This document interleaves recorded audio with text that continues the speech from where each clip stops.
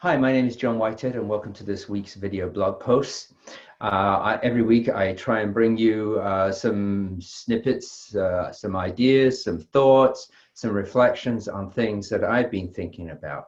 And one of the things that I've been thinking about lately was triggered by an article I read not that long ago called the 2020's and subtitled The Essential Leadership Skills for the Roaring 20's.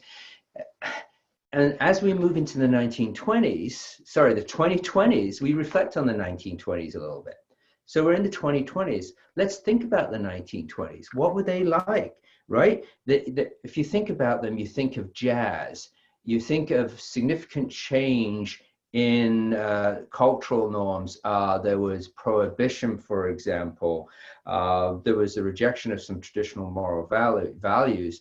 They called it Roaring 20's for a reason, because it was just madcap. And I'm wondering if from 100 years from now, if we're looking at the 2020's, how will we see the 2020's? And I wonder if there is actually some correlation there. And as I read this article, it got me thinking, because what this article talks about is they talk about three things that we may need going into the 2020's as we deal with some of the big changes that are going on for us. And one of those was thought mastery. And our thoughts produce emotions and feelings, which produce more thought. So I like that idea, because as I talked about last week in last week's video blog post, I'm triggered by emotions. And when I work with clients, a lot of times, what I'm trying to do is I'm trying to get them to shift their behavior pattern.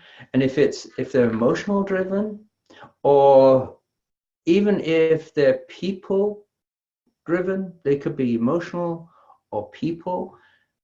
It's a matter of really get a handle on those emotions, right?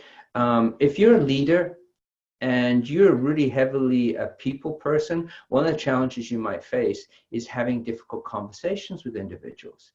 Why? Because your emotions get tied up on it. It could be because this whole idea of being liked, which is an emotional position, or on the other side, it could be not wanting to rock the boat, not wanting to upset other people, and which is an emotional trigger. So how do we manage those emotional triggers? So one of the things we have going into the 20's, with all the change that's going on, think of the technological changes in the workplace, changes in ideas and how we actually do work, the rise of the gig economy, individuals like myself that go out, leave corporate and go out on their own to do their own thing and end up cobbling different things together.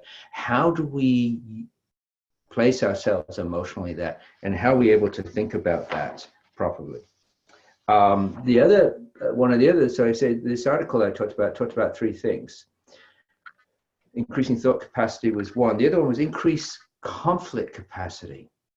And again, this resonated with me, because in the work that I do on interpersonal communication skills, one of the statistics that comes through from the research that has been done on specifically the model that I work with as foundational, which is the social styles model, their stats say that organizations that are familiar with this particular model, interpersonal communications model, that conflict is reduced 67% in the workplace. There's a reduction.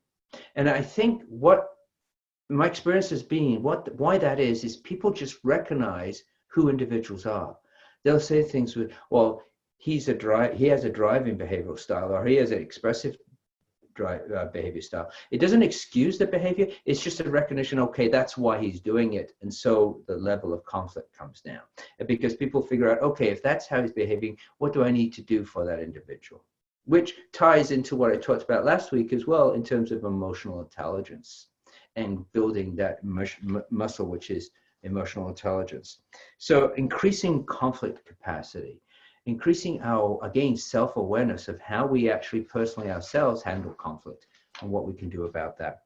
The third thing this article talked about in terms of the three pieces.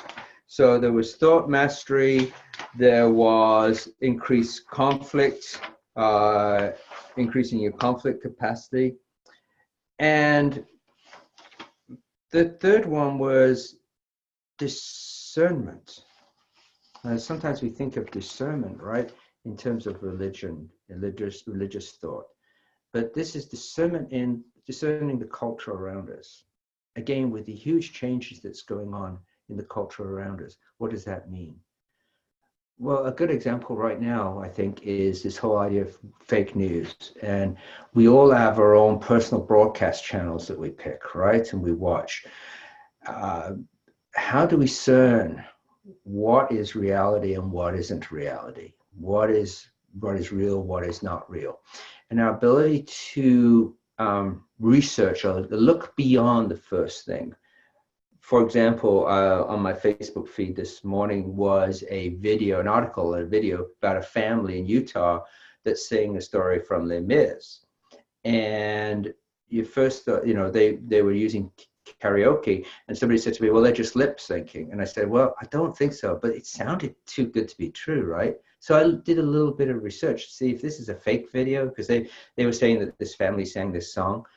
So I did some further research and found a Good Morning America clip with this family being interviewed. And they actually sang a piece of that song on the TV show. So no, they weren't lip syncing. They were actually singing it. But some people will look at that and go automatically, oh, that's fake, right? That's false. Because there is a lot of that around. So how do we discern? How do we put ourselves in the place of being more thoughtful? So those are three things that I think are important going into the 20s. I'll add the link to the article that I'm referring if you're interested in looking at it. Again, always interested in your thoughts, your ideas, your comments. Just put them at the bottom of this video, and I'd be more than happy to respond to them. And if you'd like to have a conversation with me about anything you've seen on my blog post, feel free to reach out to me. Thanks, and we'll talk to you next week.